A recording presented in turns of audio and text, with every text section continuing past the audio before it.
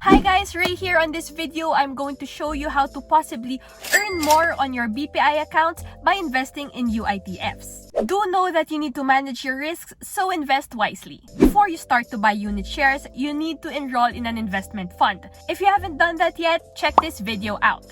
Then, balik kayo dito sa video na to for the next step.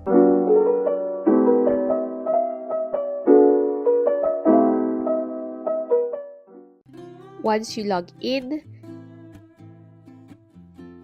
click invest and then click subscribe. Okay, so select your investment account. Again, you need to enroll an investment account first. Select the fund type, suitable funds. These are the fund options that you can invest in. You can research about each fund by clicking on this button.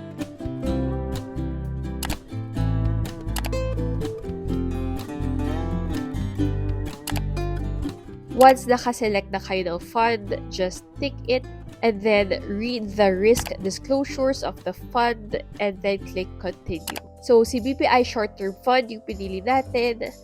Place the amount you want to invest.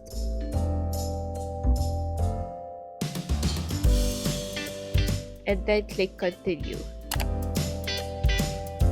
Now, it'll show you a summary of your order. Once you've checked it and confirmed the amount, read the terms and conditions and then tick agree, click confirm.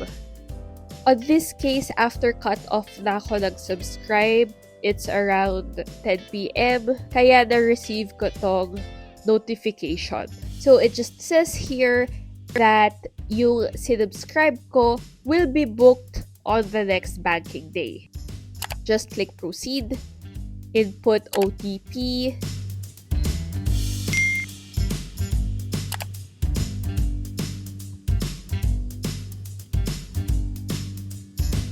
and there you go, subscription was successful.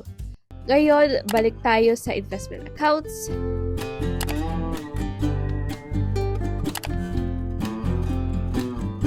And then, punta tayo sa transaction history. Here, you will see the transaction that we just did. Now, if we go back to My Accounts and then select the account kung saan nanggaling yung 10,000 natin, makikita nyo na ayan, bawas na siya. Because it was placed on our investment fund. I hope you learned something on this video. Now, kapag nakapag-invest na kayo and you've gained profits, learn how to redeem them on the next video. So don't forget to like this video, hit the subscribe button and the notification bell in order to be notified when that video comes out. Thank you guys. See you.